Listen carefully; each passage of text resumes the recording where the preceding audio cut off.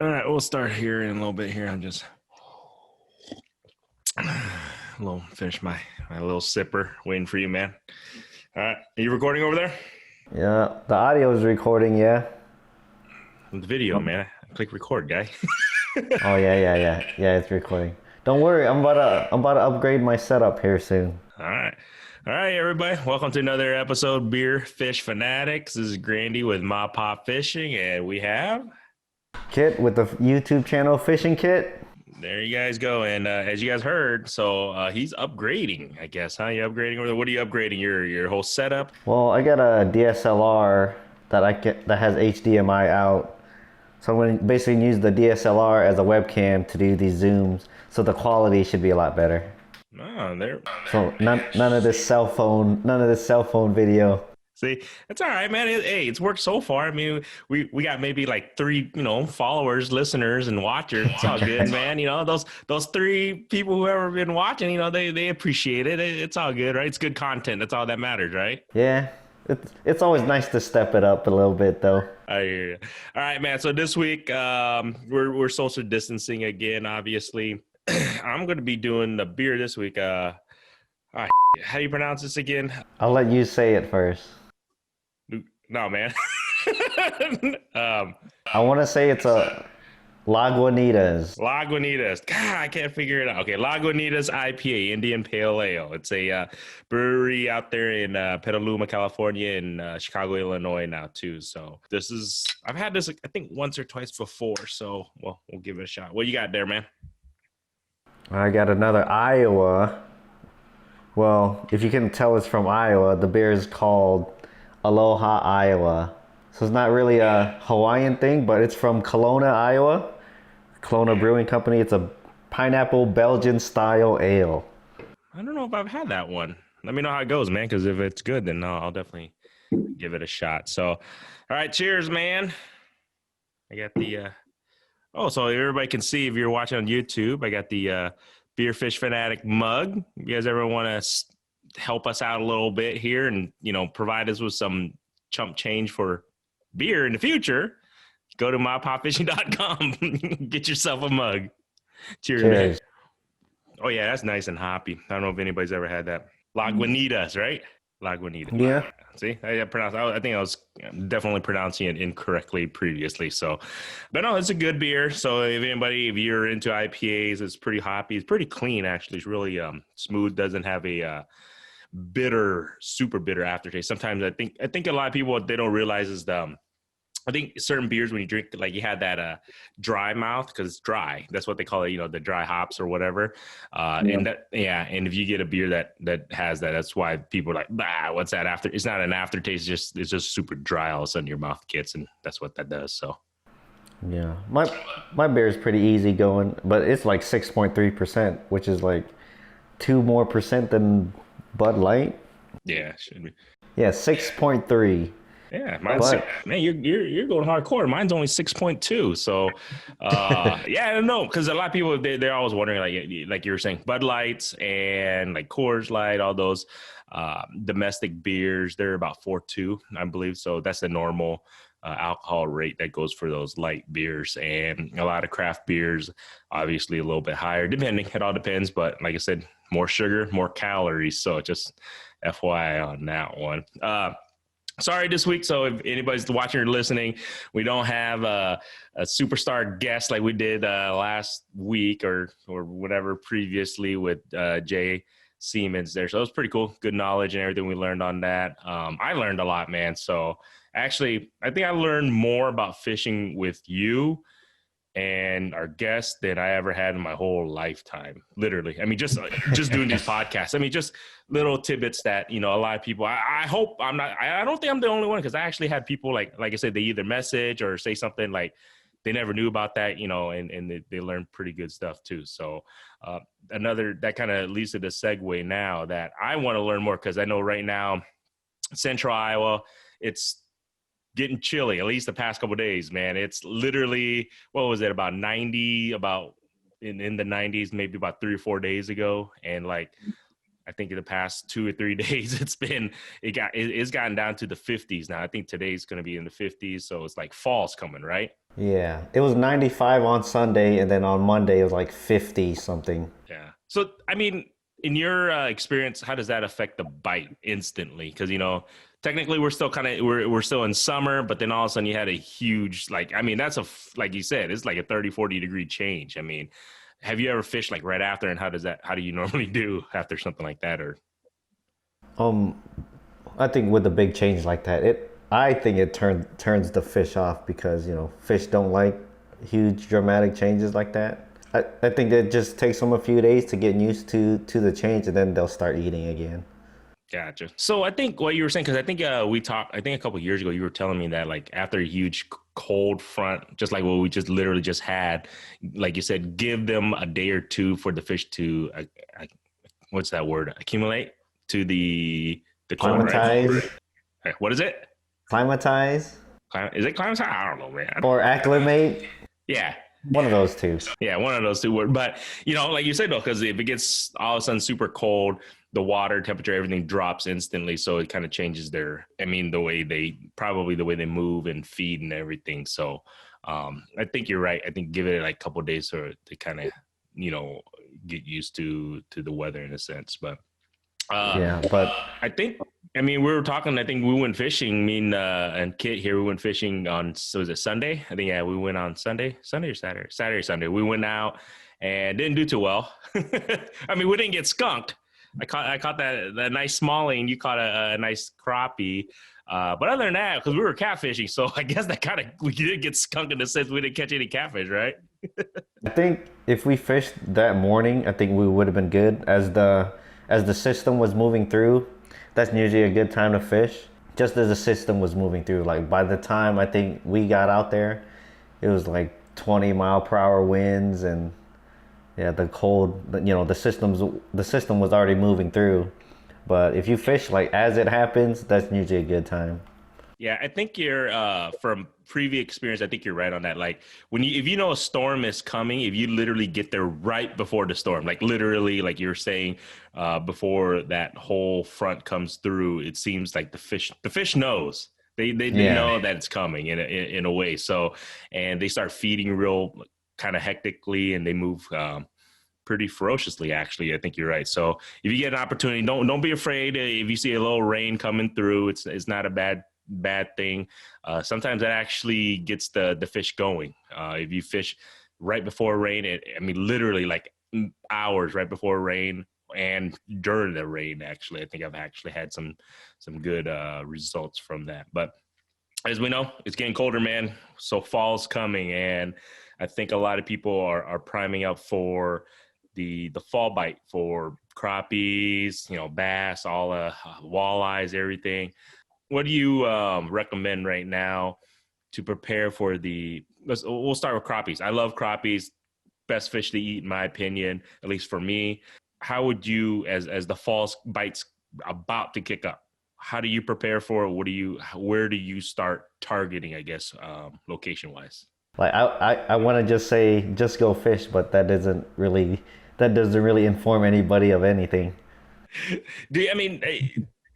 I'm assuming during the fall, because I don't know too well. I think I hear they get shallower. They come shallow right before winter, in a sense, before the ice begins, right? I think so, yeah. Because like in the summer, they kind of push out into deeper water, and as the water cools down, I think it must like kickstart something in their system or something. It's like, oh, fall's coming, better start eating.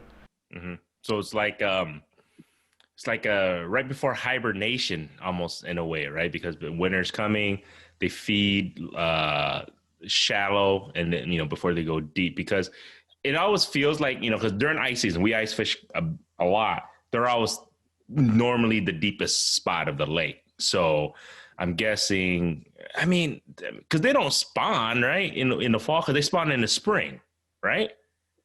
Well, crappies, yeah, springtime. So then it's the fall feeding or something, right? I don't know. Is there like a specific word for that? I don't know, man.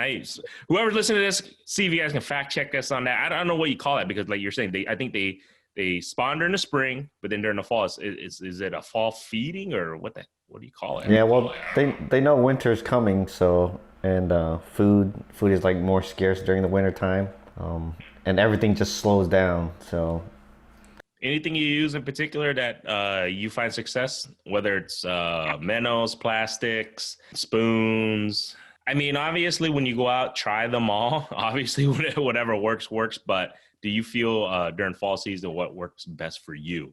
I don't really use spoons for crappies because I feel like with spoons, unless you're vertical jigging, you gotta fish spoons faster. And I like with crappie, I just like using jigs, like 1/32 ounce, maybe 1/16 ounce, little what, 2-inch grubs or whatever, 2-inch like 2-inch soft baits, minnows. Minnows always work. Minnow bobber. Minnow bobber or jig and minnow. So when you put a jig in a minnow, are you just reeling it fast? Or are you letting it sink to the bottom? Or because the reason I ask that because does like okay, so during the fall, do crappies stay closer to the bottom or are they more suspended? I think it just depends on the day. So Depends on like the conditions. Like if it's bright and sunny, I can't say with like 100% confidence, but if it's like sunny out, they're not going to be up shallow, they're going to be out a little bit deeper. But if it's like overcast or as the sun's getting lower to the horizon, they'll push up a little bit more shallow. And then you just fish a jig and minnow just like, a jig and a piece of plastic. is there a specific way you hook jig? Or I mean, A jig? the jig the minnow. How do you hook it on the tail end, the lip, the dorsal fin of the minnow? Well, if you're going to be jigging a minnow, if you hook it through the tail, it's not going to be very hydrodynamic. So you want to hook it like through the eyes, through the lips. Like some people hook it like through the nose or whatever. Mm-hmm. That way, it's just basically gliding through the water. If you hook it through the tail, it's going to be like going against the current, and then it isn't going to be very, it isn't going to flow through the water very nicely. That was like a dumb question because that was pretty. I mean, hey, I don't know, man. Hey, it's what I guarantee it. Somebody else is probably like, shit, I didn't think about that either. But now when you say it like that, it's like, duh. In a way, like, yeah, that makes sense. So, okay, I'll have to try that because I usually don't have luck with live bait as much, but maybe it's because I just don't try it as often. I don't know. Something in the back of my mind makes me feel like I think it's confidence, man. Do you think that's a big thing when it comes to fishing? Like confidence, like sometimes I just don't have confidence in specific lures or techniques, then I just stop doing it. You know what I mean? Yeah, I think confidence has a big thing to do with it because if you're not confident in a lure or a bait, you're not going to give it, you're not going to be patient with that bait. So like if you try something new, you're not going to keep it on there for half an hour. But if it's something you're confident in, and you'll keep it on because you're like, oh, I know this bait, I caught fish on it before, so you keep giving it a chance pretty much. But if it's like something you're not confident in or something you don't use very much, like, oh, I never catch anything with this anyway, it's been like 10 minutes, haven't caught anything, I'm just gonna switch out to what I know. You're right, because I would give, like, if I don't have confidence in my technique or specific lure, I think I give up on it after maybe 10 casts. But if it's something that I use all the time or that I've caught fish previously, even though I'm not going to catch anything right now, I'll probably throw it for 15, 20 minutes. You know what I'm saying? So yeah, I think you're right. Just definitely confidence makes but also I think, like you said, experiment new things and give it a shot. It doesn't hurt. So I think that's obviously gives you an opportunity to learn different techniques and everything. So that's the crappies. So this year I haven't really caught many walleyes, open water, and wipers. As fall's coming, is there a specific way you fish them, or how do you target them more? I target them just like I do in the spring.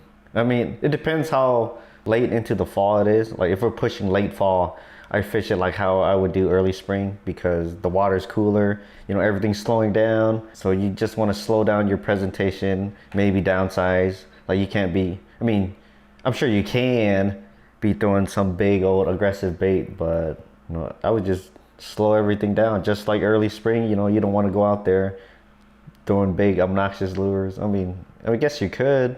Not saying you won't catch fish on it. That's like just swinging for the fences at that point. But from your experience, so slow the presentation down. Obviously, with walleyes, fish closer to the bottom. I still, you know what? I think a couple episodes ago, you gave me that was a great tip. Like you fish closest to the bottom without actually hitting the bottom, so you don't snag. So you have to figure out the weights of the actual jig head. Because I never, like I said, I never thought about that one. That was a great tip. So if people don't or didn't hear that episode, but because I asked you like, okay, what size jig head do you normally use? And you said depends on the situation. It didn't make sense to me. I just I go out there, just put whatever jig head, right, and weight whatever. But it made sense because it goes sometimes the current's a little faster or a little slower. So then if you want to get to the bottom, you can either use a heavier jig head or not. So you have to kind of play around with how close you can get to the bottom. So I think I actually put that to use, man, in regards to how I fish now. No, seriously, because it makes a difference. Because okay, if I'm on the bottom, I'm going to freaking snag more. So I might have to use a little bit lighter weight because there's not as much current. But then if there's a lot of current, use a little bit heavier weight. So, I mean, to me, that's something as someone who's novice or beginner like me, that's crucial information to help catch more fish and not snag as much. You know what I mean? Yeah. Try to put on the heaviest lure you can get away with without getting hung up on the bottom. Yeah. And then do you still use, I think for walleyes and everything, at least for previously, I used during the fall season, I used brighter colors. I don't know if that makes a difference or that just could be a mental thing, whether it's like super pinkish, chartreuse pink, or, that super purple, chartreuse, just brighter colors, I guess. I don't know if you've done that or do you think that works at all? I throw whatever looks like a shad. See, that's the thing. I was talking to a couple people and I was just like, the reason why I chose the colors for the lures that I carry at MaPop Fishing because I talked to you and you're like, you know what? Choose whatever color that it's in the waters, right? The fish, the bait fish. It does help to like use some of the more exotic colors, like if the water's like murky or dark or whatever. But can't go wrong with shad color. I think you're right. Because a lot of the bait fish, they're like white, silverish color. Can't go wrong with that. I don't get caught up in like too many colors. Like I used to like try to buy like those super flukes that I use. I used to buy like six different colors, but now it's like white, a little bit gray, and then a little bit darker gray. That's about it. Like three different variations. Basically, it still kind of looks like a shad, but if it's a little bit darker, has like a little bit more black or something, I would use that for like murky water. And just so everybody knows, because we fish lakes and rivers that has primarily shad and everything, so or minnows or whatnot. So I think like you're saying, just mimic those. I think, what I've been starting to do, I'm going to get you on this next year. So everybody hears this. Next year, I'm going to get Fishing Kit here onto more largemouth bass. He needs to go largemouth bass fish. This year, I know, but this year I'll give it to you because just so everybody knows, if you go to his channel, check it out. He's been attacking and really targeting, a new species, the blue catfish, which was awesome. I mean, you guys got to check out his newest episode and everything. It's cool to see you go after new species and kind of learn different techniques on how you do stuff. So, but next year, because everybody, they love largemouth bass. We have an abundance here, but we don't really ever target them for whatever reason. I think the biggest reason is because we don't consume them. You know what I mean? Because crappies, we all consume. In regards to walleyes, wipers, white bass, we actually consume it. We have dishes like specifically designed for them in catfish. You know what I mean? But largemouth, we don't consume. So I think if it feels like, why go after something that you're not going to eat, right? I think that's kind of in the back of our head in a way. Kind of. I mean, like, talk about that new species I've been targeting, the blue catfish. I mean, I've only eaten one, but I've probably caught like 30 since I started. Must be nice. But okay, so we'll do this. Next year, I'll go after catfish with or blue cats. That is, I at least got to go at least once. I don't know if I'm gonna have any time this year, but next year at least I want to go with you one time to target them down south. We need to get you on regular channel catfish first. Well, I've caught regular channels. I not Not on the consistently. kayak. The kayak. Talking about on the kayak. I've caught.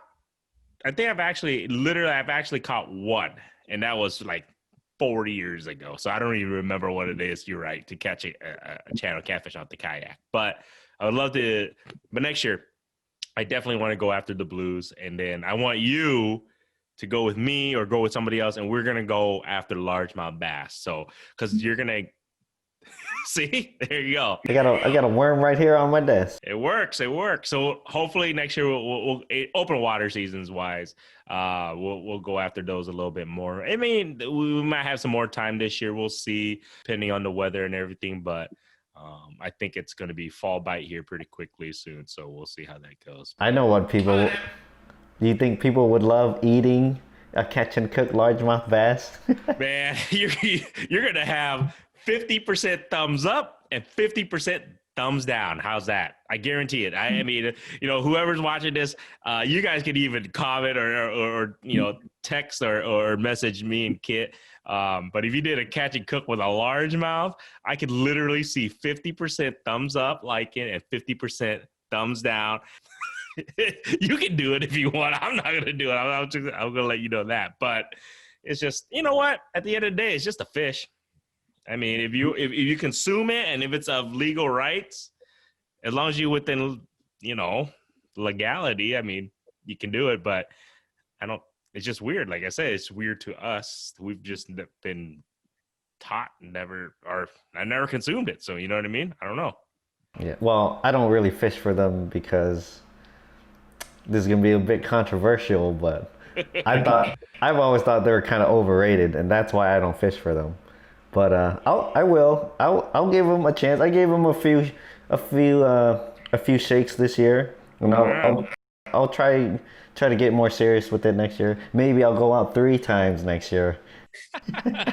So, all right. So everybody heard that. Number 1, Fishing Kit said largemouth bass is overrated, and then number 2, he still says he's going to target them more often because people just love them for it's whatever, certain different species, and we got to travel more. I think you know what? So just everybody here. So we're going to take this podcast on the road. I think we should, you know what I mean? When we take whatever trips, we'll take it. So to kind of tell everybody what's going on, what we're doing, we're going to do something different because so many podcasts in the world stays in one spot or just does the same stuff over and over. I think for us to make this entertaining and on top of that informative, because you know what? In a couple of weeks here, Kit and I, we're going to go down to Kansas. So just so everybody knows, I wish it was Milford to go for blue cats, but we're not. We're going to go to a different lake and we're going to target some other kind of species, whether it's, white bass, crappies, but we may just do an episode down there. So at least to kind of give you guys something new, something different, let you know how we're doing, how I am watching him catch fish and I am cooking and eating it type of deal. So, well, maybe not cooking, eating it for sure. But other than that, man, I just, like I said, this episode, I just really wanted to learn a little bit how you attack as fall's coming up, and hopefully you gave me a couple tips there so I can catch maybe 1 or 2 more fish here coming soon. Just fish it like the spring. I like that. Fish it like fall, fish it like the spring. So anybody listening to obviously all the way to this part, wise words from Fishing Kit. Fish like it's spring. Yeah, I know I was thinking about it real hard earlier, but don't think about it that hard. I think about it way too hard, and he said, "Dude, just fish, man." So, thank you, sir. You've increased my knowledge and fishing skills tenfold, man. So, so other than that, man. So, anybody, like I said, go check out Fishing Kit's channel. He has some pretty cool videos up, and he's been cooking a lot, so you guys learn some new recipes from him. He's going to be having some more recipes coming up, so you guys got to check out his channel. Follow us on our Instagram. Follow us on our Facebook and everything. Subscribe here because I don't know. I see a lot of people watching, Not a lot of people subscribing. Don't know what's up with that. I mean, it's just, I get it. It's just a podcast. You can listen to it. So they listen to it, on your sound, the other one. But subscribe, like, comment, so at least we know what topics to talk about besides, well, we're always going to talk about beer. So other than that, till next time, guys, have a good week. All right, see ya.